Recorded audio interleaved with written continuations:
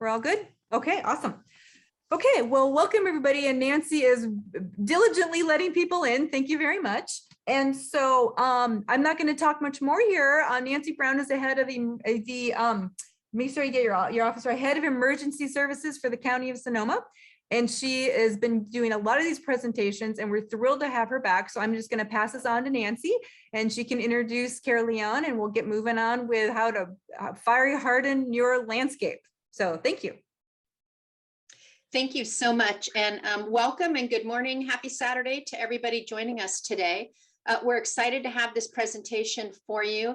Caerleon is admittedly one of our great experts on home hardening in the county, and we really appreciate Caerleon's time on this Saturday morning to provide this information to you. It's important, of course, for all of us to do lots of different things in Sonoma County in order to ensure our safety. Some of those things have to do with preparedness. Some of those things have to do with mitigation, which means decreasing our risk. So we're going to talk about home hardening today with Caerleon. And afterwards, we will have an opportunity for question and answer. So if you have questions along the way and you don't want to forget them, feel free to throw those into the chat and we'll capture those. And then once we've had our presentation, we will go ahead with our question and answer. And so without further ado, let me send it over to you, Caerleon. And am I running the slideshow for you? Perfect. Okay. Just tell me next screen when you're ready to go, Caerleon. Take it away. Okay, boy, that was really hard. These usually go really smooth. So I'm going to be a little rocky for a few minutes, but I'll hit my stride. Good morning, everybody. I see a lot of familiar faces out there. So a lot of you guys, this won't be new information to you. There isn't a whole lot new in the world of structure hardening. Research goes on, but the basic tenets are the same as the things that I've been saying for 20 years or so. So off we go. Next slide. And, you know, I really, really wish that I had one of these because this is truly what we need in this county. I know that there are a lot of you out there who have lost your homes. And I know it must be really hard to come and listen to presentations like this. So thank you for doing that. And I'm going to be talking about structure hardening. And I really hope that what this discussion will do is help inspire the hope that we really can better adapt ourselves, our homes, our communities to better withstand wildfire. And no, I don't have a wand, but what I do have is science. There's been a ton of research out there over the last 20 years or so that helps teach us exactly how homes ignite in wildfires and what we can do about it. So next slide. One of the first guys who started doing this work was a fellow that a lot of you are probably already familiar with, a guy named Dr. Jack Cohen, who worked for many years for the U.S. Forest Service. And he was really one of the first people to go, hey, wait, we're blaming all of these home ignitions on the forest. But what I see when I go out and look at burned places, I see lots of green trees with lots of destroyed homes. What's going on? And so he started doing a whole series of experiments to really try to figure out exactly what it was that was happening out there in the world. And he came down to two basic principles, which is that during wildfires, home ignition is primarily related to vulnerabilities on the structure itself and the fuels within about 100 feet of the structure. Vulnerabilities on the structure itself and the fuels within about 100 feet. My next expert that I spend a lot of time talking to and have learned so much from over the years is Dr. Steve Quarles, who said basically the same thing in a different way, which is that maintaining an effective defensible space on the property and the careful selection of building materials are what are going to determine the survivability of a structure in a wildland incident next. This is the most important thing I'm going to tell you, and this is there's animations on this, Nancy, so you can just start pushing the button. Start with the house and work outwards. Over the years, this is one of the biggest challenges that I run in with folks is that, there's one more, we tend to go out to start at the house and start looking at the vulnerabilities right around the house. And then all of a sudden you'll find yourself 500 feet from the house in the bottom of the orchard with the sheep. it's something we do. I think there's something psychologically that we don't really like thinking of our house as the risk, but really the house itself is a huge, huge risk in this. So next slide. So remember, start at the house and work out. So this is a pretty obvious question, right? What is fuel? Well, vegetation, brush, trees, grasses. That's what we tend to think of. And this, especially now, we're thinking of the forest. The forest is the problem. Next slide. Homes are fuels too, right? Can you back that off? I'm sorry, I hate having somebody else run my presentation. So if we take a look at this, this is an old photo that I pulled back into my slides after many years of rest, actually, that I know a lot of you have seen. But this is a fire in San Diego in 2003. And these trees that are surrounding this community are what? They are the evil tree, the eucalyptus. Oh my gosh, the worst tree in the world, right? They have a terrible reputation for fire. Do they burn? Yes, they burn good. They throw lots of embers. But did these trees bring this fire to this neighborhood? The trees look great. The houses are all gone. Another one of my favorite PhDs, Dr. Scott Stevens from UC says, given a choice, the fire is going to choose a building over a tree any day, right? Houses are dry. They don't have roots. They don't have any fuel moisture whatsoever. So they're actually really vulnerable to embers. Now, did embers from these trees ignite one of these homes? Yes. But if that first home had had good defensible space and had hardened construction, perhaps it wouldn't have ignited in the first place, which would have saved perhaps this entire neighborhood. So it really is, that's what we're after. We're after community increases in defensible space and structure hardening. Next slide. So exactly how do homes ignite in a wildland fire? Direct flame, that's when you have trees and brush that are too close to the house. The flames get straight onto the siding or the items next to the house and ignite it that way, direct flame. Radiant heat is when it's hot enough from the burning fuels that are farther away from the house to ignite vulnerable items on or near the house. These two issues, by and large, are under the control of the homeowners, with the exception of people who live in fairly tight neighborhoods. In which case, if the next door house gets burning, it's hard for you to impact the radiant heat exposure from that. There are things you can do, but that's why we'd really love to see this community-wide hardening process happen. Next. Those are a relatively small cause of home loss in wildland fires, well over 80%. I've seen numbers as high as 92, down to 80, somewhere in there. Are embers. We all know that. I used to have to explain what an ember was. I don't anymore. We've all seen it. We all know what the effects of embers are. Next slide. This is, oh, there we go. Yay, I'm amazed. So this is a fire a long time ago, terrible old VCR image, I think. Right there, pause real quick, Nancy, if you can. What we have here is a broom. And what we had next to the broom, let it roll. Yeah, what we have next to the broom is a whole lot of stuff. The broom took an ember. The broom caught on fire. Would the broom have taken out the house? No, the broom wouldn't have taken out the house by itself. But the broom was sitting there right next to a little wooden chair with a towel on it, up against the wooden siding and all under the wooden deck of this house. So that one ember would have taken out this entire house by igniting that one item. So this is what I see now in our world, is we are all so traumatized and we're all so stuck in these huge incidents that we had.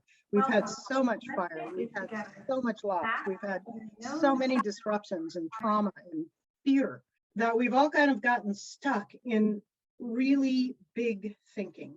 Next. But I want to move us out of that big thinking, because I think that big thinking is paralyzing. We can't do anything about the huge issues that are out there tomorrow. We can do something about our house tomorrow. And when what we're contending with is issues that are the size of a pea, or maybe even a pea pod, embers, very small, these are things that we can deal with. And this gives us some of the power back against these terrible events that are happening to us every year. This is where your power is. What you do on your house before the fire hits is way more important than anything than the firefighters can do when the fire hits. This is so important. So these embers, how do they get to the house? Well, all kinds of ways. And that's, you have to be pretty OCD when you're out there walking around. They can blow onto the gutters. They can get on a vulnerable roof where there's vulnerable siding. They can blow into inside corners and pile up where the leaves pile up and where you planted bushes in the inside corners in the B sections in your house. They can blow in under doors.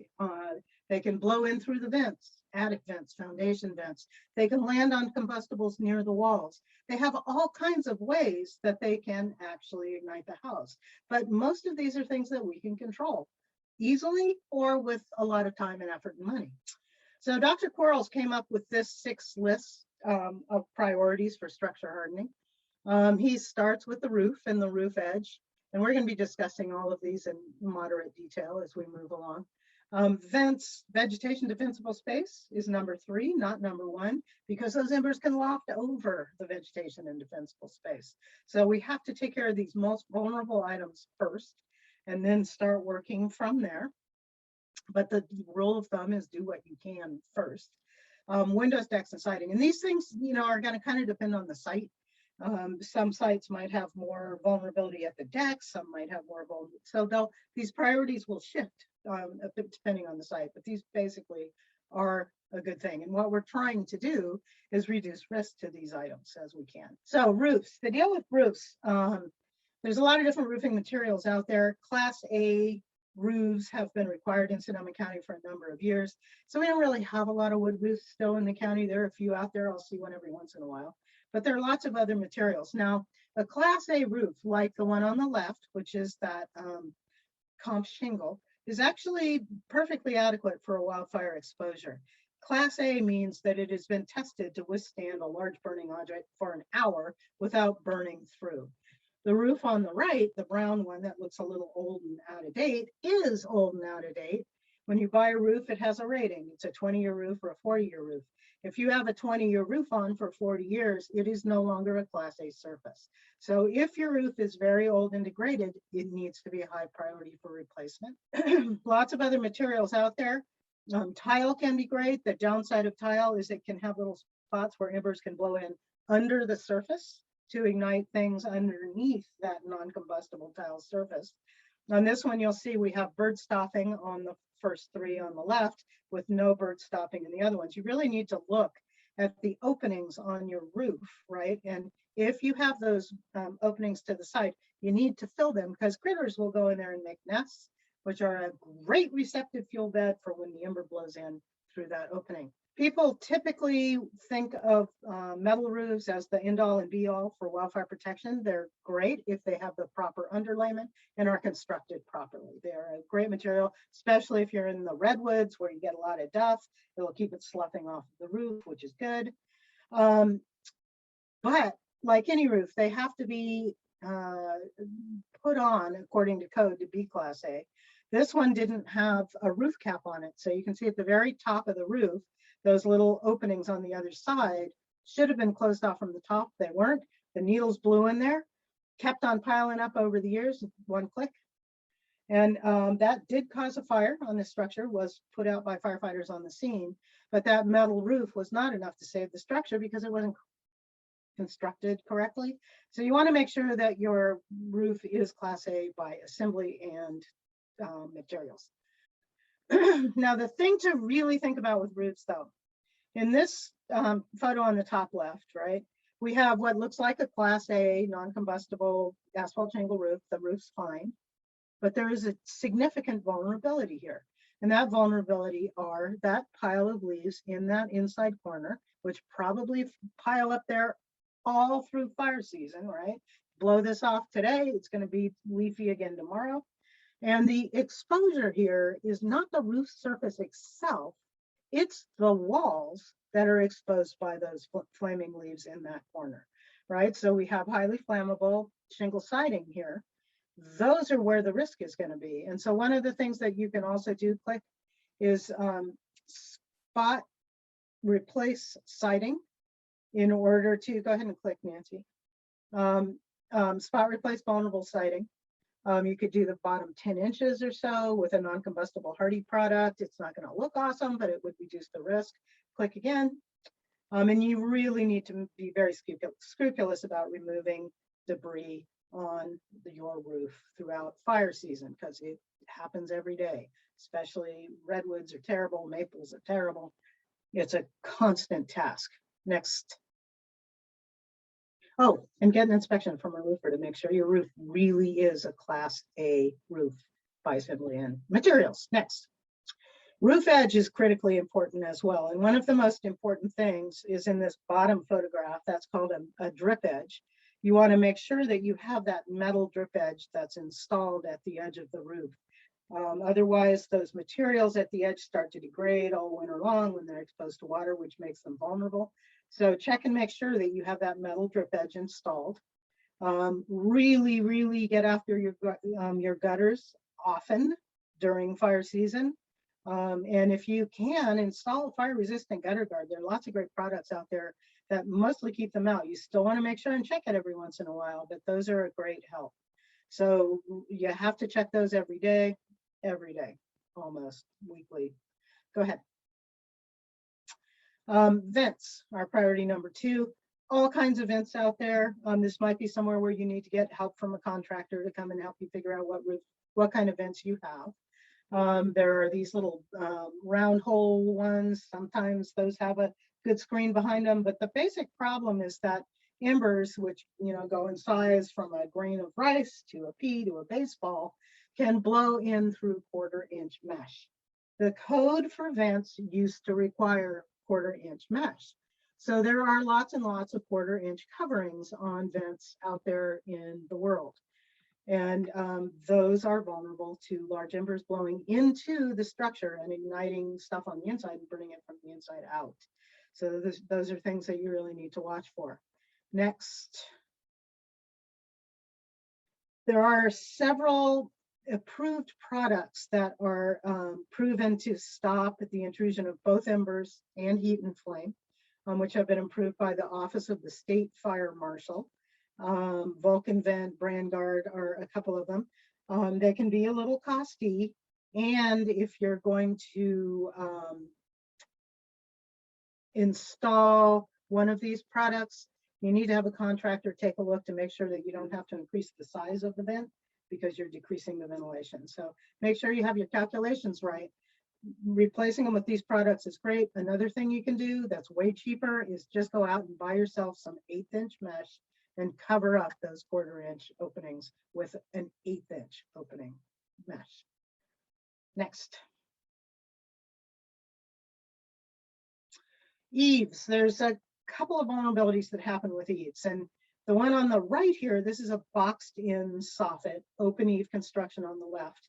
And there are a couple of problems with the open eave construction. And one is that any place where those rafter tails are come out, they tend to warp and stuff happens. But I finally really understood what this was.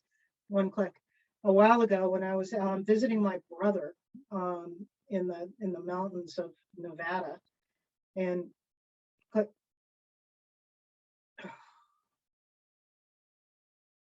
Is it not coming up? There we go.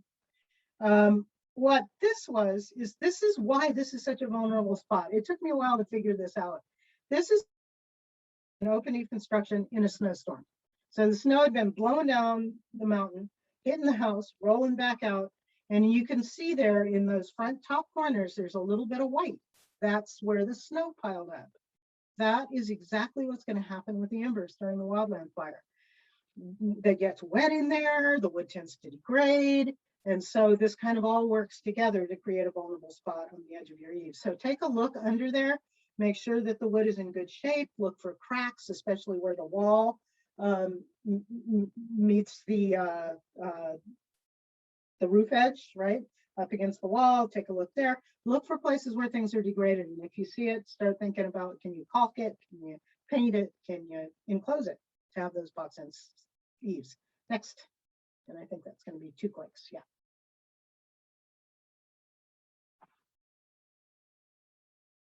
Next. There we go. So defensible space is priority number 3, according to Steve Quarles. I do not have time to talk about defensible space today, and there's lots of information about it. But what I do want to talk about is what we call zone 0, which is the zone from house walls or the edge of decks and under decks out for 5 feet. This is something that we've been talking about in my world for many, many years. It is now going to be part of the state regulations for defensible space. Next. In this 0 to 5 foot non-combustible zone, we call it zone 0 or the non-combustible zone, we don't want anything in there that can participate in the process of ignition. So you want to remove combustible mulch, wood chips, not in that 0 to 5 foot area.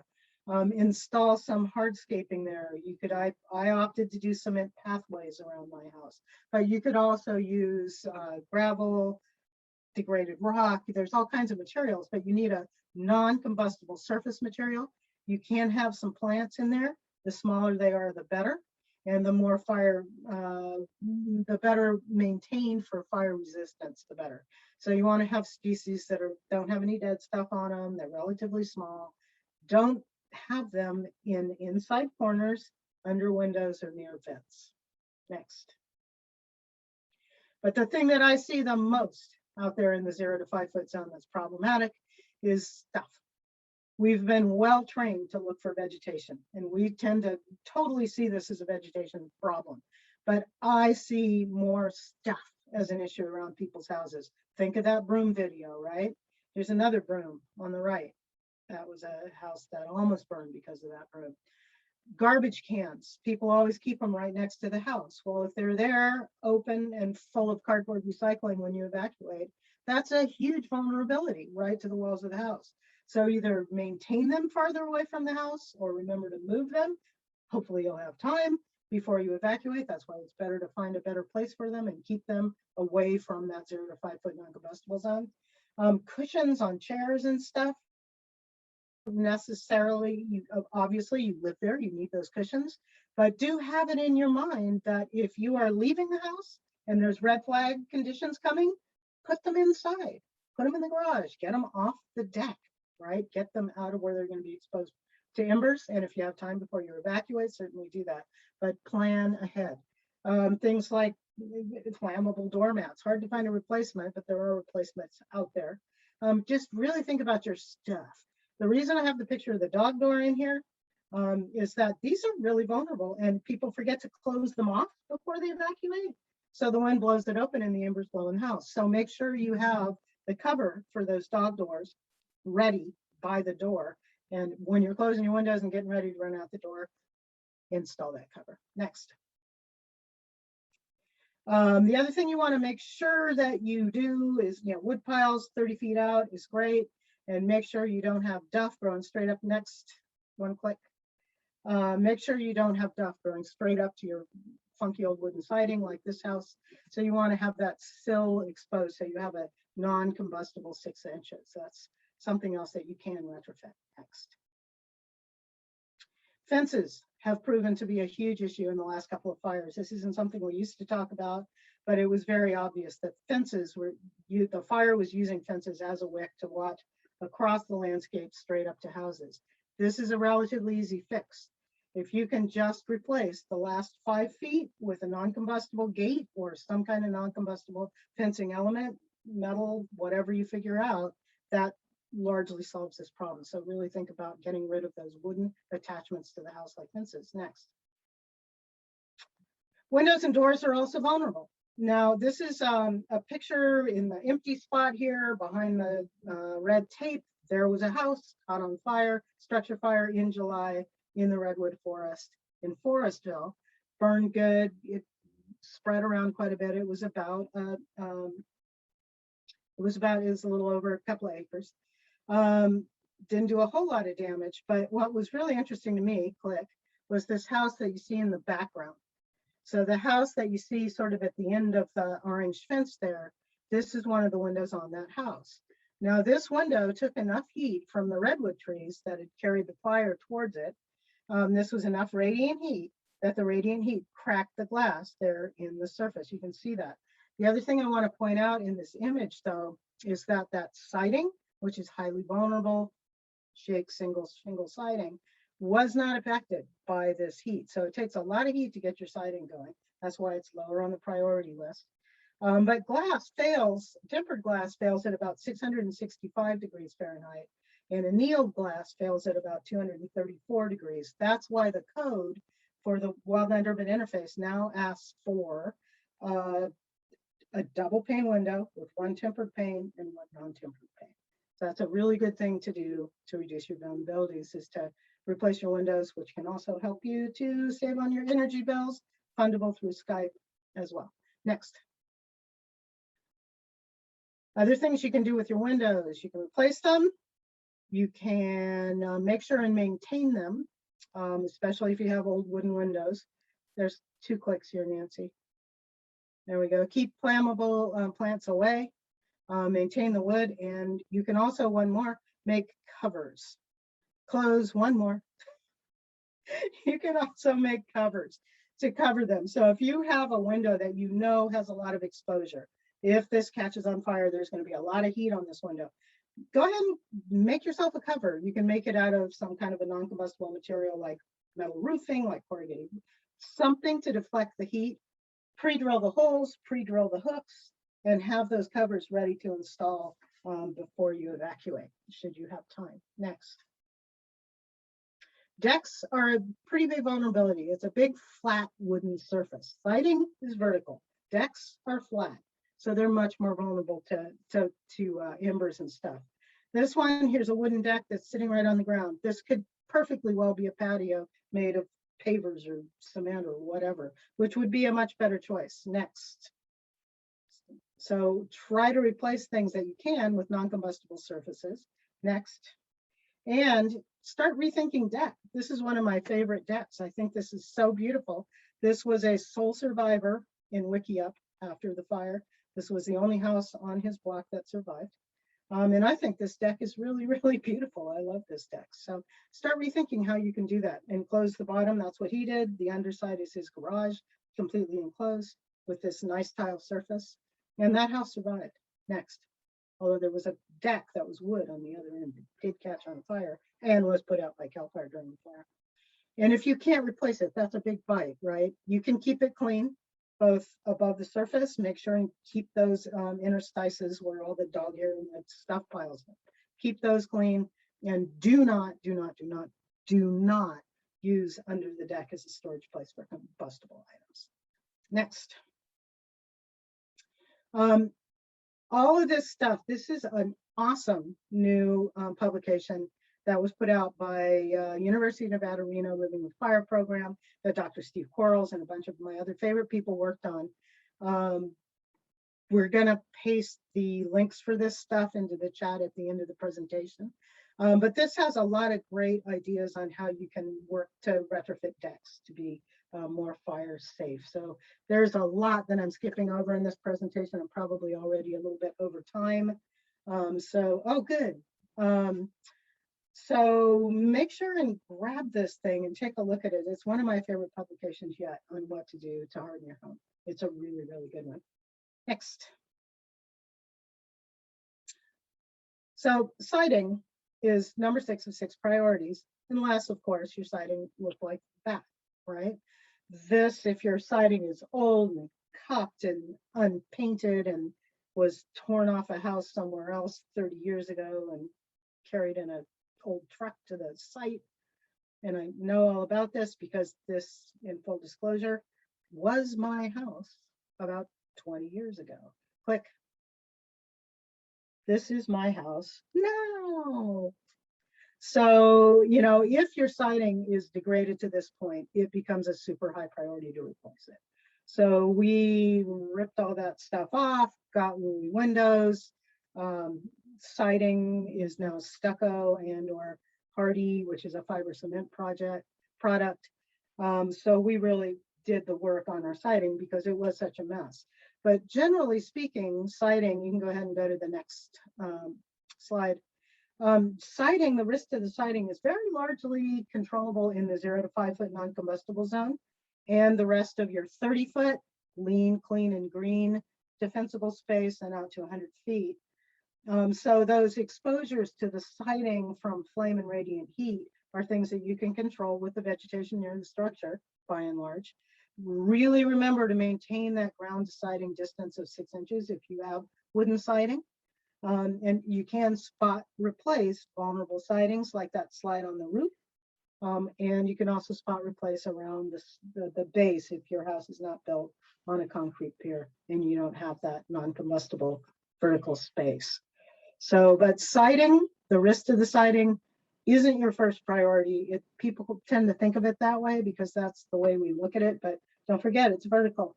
And those other things where the embers can blow into the house are far more vulnerable. So start elsewhere, usually, unless you have siding like I did. Next. That was a lot of information in a very short period of time. Phew.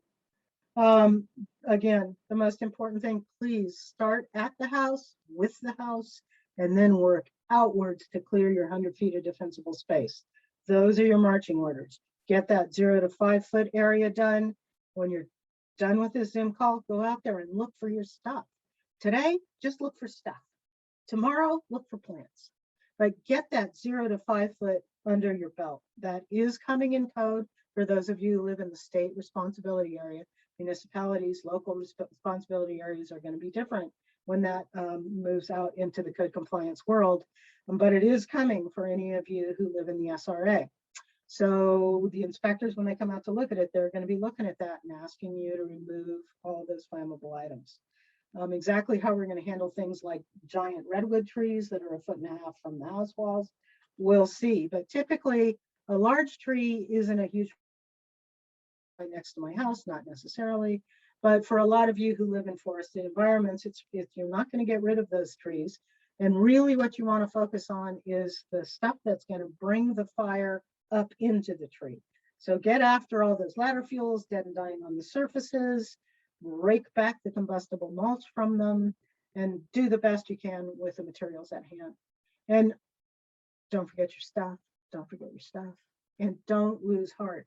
There is a lot that we can do to circle up this problem, and little things can make a huge difference. So stop thinking huge problem and start thinking pea-sized problem is a huge thing. Here are 2 great resources you can go to. This is where that UNR retrofit guide, it's the easiest way to find it, it's just a Google wildfire retrofit guide UNR and it'll pop you to there. It's a PDF download. Steve Quarles worked for many years for the Insurance Institute for Business and Home Safety. They have awesome materials on their website about all kinds of stuff, but their wildfire stuff is disastersafety.org/wildfire, and we will post all these in the chat. Next. Readyforwildfire.org is CAL FIRE site. There's a ton of great information on there about preparedness, evacuation, defensible space, all kinds of stuff. That's a great site. Firewise.org, can't recommend it higher enough. That's a really great site, ton of information on there. FireSafe Sonoma, my old home, also a great site for lots of information. FireSafe Marin, their website is bomb. You go and you want to learn about anything with structure hardening, defensible space. Steve Quarles is on their board, so they have really great up-to-date information on near home ignition and all kinds of great stuff. So all of these places are great places to go to really increase your knowledge. County of Sonoma, right now we have a couple of grant programs running, which are providing assessments and incentives for home assessment. You can go to socoadapts.org to look at what we're doing in those specific project areas. Unfortunately, at this point, you have to be in one of the project areas to be eligible for those programs, but we're doing the best we can to help people move forward with these processes at Permit Sonoma. Next. This is sort of my go away slide, and these are all wonderful surviving homes from incidents that I've seen. The ones on the left are a house that was another sole survivor in the Larkfield Wickiup area. This area around this house was absolutely nuked. It was really hot over there. And this house survived without active suppression, with a lot of vulnerabilities, but this was a really well-maintained garden area. He had a lot of design features on the house, a lot of walkways, a lot of breaks in continuity that would catch the embers. Had a lot going for him, and that house survived. The one on the right was from the glass fire last year. That's another one that you can see how hot that fire was burning by looking on that top photo in the background. That was hot. And this house, which was recently built and built to withstand fire, did withstand the fire. So we can get there. Remember the slide of my house. I started there. We did that on our own. It's taken us 20 years and it's not quite done yet, but you can get this done. So I really want to encourage you not to lose hope. So that's it for me. I have a couple of questions. So actually one question from me. So I'm just going to jump in here with a question. When you were talking about screens on your home and you said 1/8 inch. Now I see some of my options when I'm looking for covers for like those little round holes. There's 1/8 inch and 1/16 inch. Is there an appreciable difference in the amount of embers they stop? And is there any difference in like, is there a reason I wouldn't want 1/16? Like, will it make my attic hotter or things like that? There's anytime you reduce the air flow, you know, the mesh size, the mesh gets smaller, the airflow is less. The other thing with those really fine meshes is, you know, critters will get in there. You get a spider in there, and it's gonna really slow down the air transfer. And for your home, moisture is as big an enemy as fire is, really. So it's a consideration that you want to make, depending on the number, how many of those little vents do you have? How much air are you using? You might want to ask a contractor. I use those little bird ones with the 16th inch in the upstairs of my house. I have those in there. 1/8 inch does allow for the entry of some embers, is what Dr. Quarles found. And there's an awesome video of this on his website at disastersafety.org. Embers can blow in 1/8 inch, but they're so small that they typically don't do a lot of damage. That said, don't leave a whole lot of very flammable stuff in your attic space. There's another good thing to remember. Okay. One question we have, I have a tenant who likes to surround himself with blackberry bushes, vegetation close to the house. He claims that he needs privacy, therefore prevents me from trimming and removing vegetation. What should I tell him? I want to create this defensible space. There are rules that pertain to defensible space, which if you're in the state rules pertain. That's the public resource code. If you're in the local responsibility area, the local responsibility area code applies. If you're in the municipalities, most municipalities do have their own regulations, and all of them to some degree or another address those near home fuels, and people have to comply to those rules. It's your home. Ultimately, blackberry bushes burn pretty good. So I would recommend having that conversation and trying to make compromise. Vegetation, you can have some vegetation within 30 feet of the house, definitely. It is not a desert. It's not a cement parking lot. You can have some vegetation in there, but it needs to be maintained to be free of dead and dying, broken up into vegetation islands so that the fire can't just get into that vegetation and go straight across the surface all the way up to the house. So do you need to do it? This is Sonoma County in 2021. Seems pretty clear that something needs to be done, and you'll need to figure out how to work that out with your tenant. Another question, how do we arrange for an inspection to help us prioritize? It's going to depend on where you are. Your first choice would probably be your local fire agency. That could be Santa Rosa Fire or Sonoma County Fire District, or so. Call your local fire agency first. If you're within one of the project areas for one of the Sonoma County's projects, then you can sign up for one of ours. But usually your first bet is going to be your local fire agency. and they'll come out and hopefully be able to help you make these determinations. But a lot of this you can do too on your own. It's the structure hardening stuff. There's a wide range in knowledge and experience in structure hardening on the part of a lot of agencies because it hasn't really been part of their mission in the past. They've been responsible for making people comply with Defensible Space Code, but the structure hardening isn't required unless you're building a new house. And so it's not something that your average firefighter necessarily is going to know about, which is not to say that none of them do, they do, but just give that a try.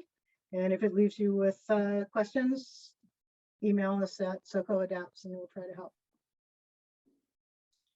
Next question. I live in a wildland urban interface, but I am on an urban street. Houses are 10 to 15 feet apart.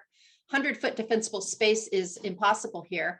How do I prevent others' lack of protection from making my house unsafe? That's a huge concern in any area where you have a lot of houses. You're all dependent on each other. And that's what getting the entire neighborhood together to do some kind of a education program, get everybody to a block party, have the fire department out, see if they can help you to look at the area in general and give the entire neighborhood the information they need. That's a good first step. So create a local fire safe council. So education is always a great first step. As far as your home goes, you can only do what you can do. Defensible space is 100 feet or to the property line, whichever comes first. So you can't go past your property line to do your defensible space. Covers for the windows might be good in a situation like that. That could help it reduce the exposure from the sides and taking care of as best as you can the vulnerabilities that you have on your parcel. But it is a challenge, and we've been seeing more of these home-to-home ignitions. And honestly, on a day when the conditions are really bad and the wind's blowing and it's super dry and the fire starts and everybody's coming in from gosh knows where, right? It's a huge challenge in our world. And I think that as we move into a far more fire-prone California in the future, I don't think this is a problem that's going away. I think we need to really start looking much more closely at how we build our homes and communities to make them more adapted to an environment where wildfire is a constant possibility. And really great segue to just mentioning again about what you said about getting neighbors together to work on projects together. I see a number of people on this call that I know from different areas in the county who have started COPE groups and Map Your Neighborhood groups and fire safe councils. And we do have some information at socoemergency.org on our Get Ready page about different types of neighborhood groups. But that is definitely a really important thing in Sonoma County is neighbors working together to keep each other safe and work on projects together and have each other's backs. And I think that's just one of the really important things we have going on in our county is there's so many of these really great groups cropping up and working together and expanding, and would love to see more and more of that all over the place. The next question, what about redwood trees with branches actually lying on the roof? This is my neighbor's tree, not mine, but it's not that far from me. So the problem with, well, it depends on who you ask if it's a problem or not. The code in the state responsibility area and the local responsibility area, the law says that if a branch is dead and over the roof, it has to be removed. If that branch is not dead, it doesn't have to be removed. So if that branch that's hanging over their roof is a dead branch, it should be removed. If it's not, there's no code that can make somebody remove it because the code doesn't demand that. So that's the first cut in whether it's an issue or not.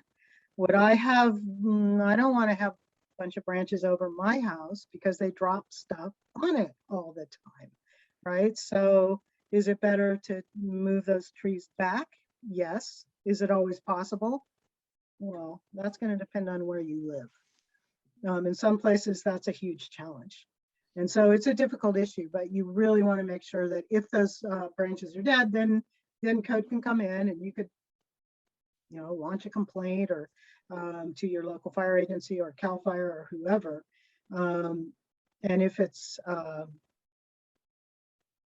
not, there's not a whole lot we can do right now with the code the way it stands. And I don't know how that's going to go in the future with the 0 to 5. Next question. How do I go about hiring someone to, number one, evaluate my suburban home, and number two, retrofit it as necessary for fire safety? There's a lot of new people showing up in this field who are offering to do this work. Varying degrees of experience. So right now you'd need to be pretty careful with figuring out, does this company really know all the stuff they're saying they know? Some red flags to watch out for are, I'm selling this awesome product that's going to save your home. Intumescent paint is a good example. Is it good stuff? It can be. Science hasn't yet been completed on how successful it is. But you know, if you're looking at a company who's specifically flogging a specific product, I might look at that and kind of wonder. Make sure they have all their insurance, their workman's comp. So make sure you do all of that basic homeowner diligence on making sure that they are legitimate and can do the work and have the competence to do the work. And educate yourself first. You take the time to download the home retrofit guide from UNR and you really read it, you will have enough knowledge that you can kind of listen to the guy and go, yeah, everything he's saying makes sense. Or, I never heard about this gel stuff before. Why is he talking about that, right? So, and it could be that he's talking about a product that's a good product. I'm not trying to say that all magic bullets are bad magic bullets. But the more you know when you go into it and do your research, the better off you'll be. Great. Next question. I've read that some large trees like elms are helpful rather than dangerous in a fire because the leaves stop embers from getting to your house. Is this correct? There's a lot of debate about that right now.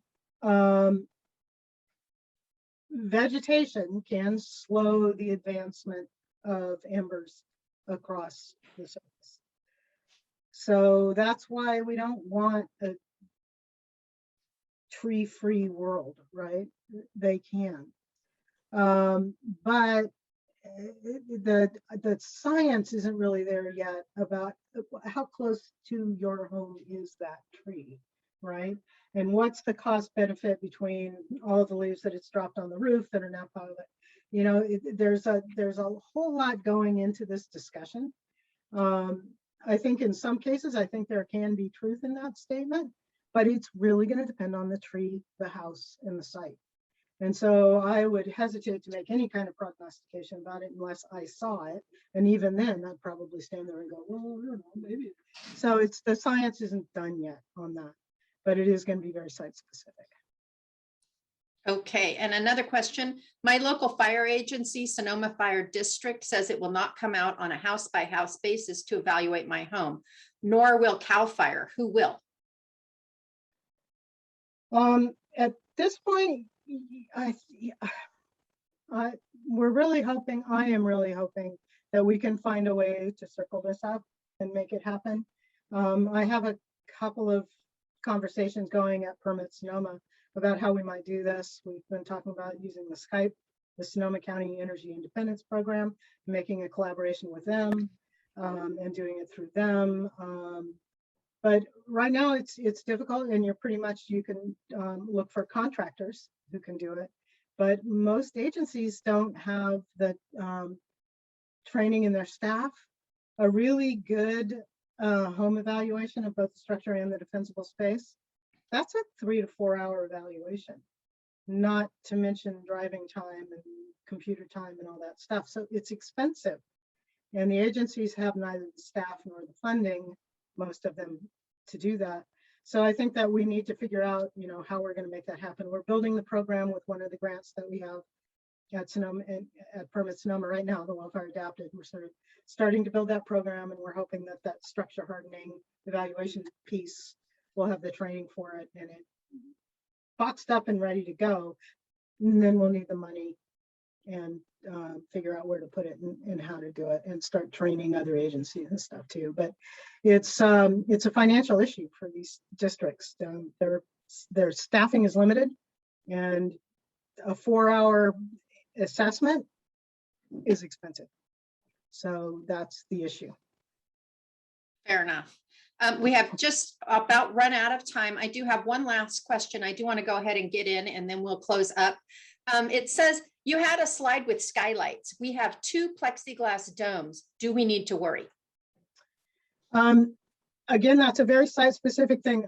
I believe that there's a pretty intensive discussion of that in that UNR publication, the Home Retrofit Guide.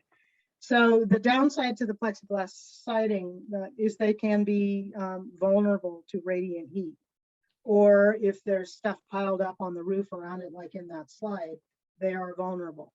And so a dual pane tempered glass skylight from a fire standpoint is probably a better thing. How vulnerable they are, again, it's site specific. How close are the radiant heat exposures? Are there leaves piling up on the roof? Yes or no? So it's going to really depend somewhat on the site, but generally speaking, the glass will withstand heat better than the plastic. But Fair again, enough. I would recommend that you take a look at that UNR guide. Thank you so much, Caerleon. Again, thank you so much for the amazing presentation and the insightful answers to questions that people had. I know that's always an important thing, is that you cover all of these things, but then I have this one question. And so I was really grateful that you had an opportunity to answer some questions for us today as well. Before I turn it back to the library to close, I do want to mention that we do have Evac Packs, which are a really great little item. Oh, you can't see it because of my screen, but it has a preparedness guide, an evacuation checklist, and other information. These are available at all of our Sonoma County libraries from the Department of Emergency Management. They're available in English as well as Spanish. And then finally, I'm going to put in the chat right now a link to our next in this series, and we're going to be screening with Sonoma County Library the Wilder Than Wild film, and this is going to be on Wednesday night. You'll be able to watch this film online, and then there'll be a question and answer. Sam Wallace from my department, as well as Marshall Turbeville from Cal Fire and Sonoma County Fire, and the film creators will be on hand to answer questions about this film afterwards. So it's going to be a kind of great event. So gather your family around the computer and have an opportunity to watch a film together, and hope you'll pop some popcorn and join us. And I'll turn that back to you now to close us out. Thank you so much. All right. Well, that was an awesome presentation. Thank you so much. And I have a big mental list now of things I have to do to my house. So I want to thank everybody for joining us. I want to reiterate what Nancy had to say about the event this coming Wednesday, the viewing of the film Wilder Than Wild. And you'll need to go to I think she put a link there to the website and the library where you can register, and then your Zoom information will be sent to you. And I want to thank the County Office of Emergency Management so much for partnering with us for these really, really important workshops that keep us all trying to safe and healthy and prepared in these crazy times. So very good, everybody. Thank you. Have a great day, and we'll see you at the library. Bye.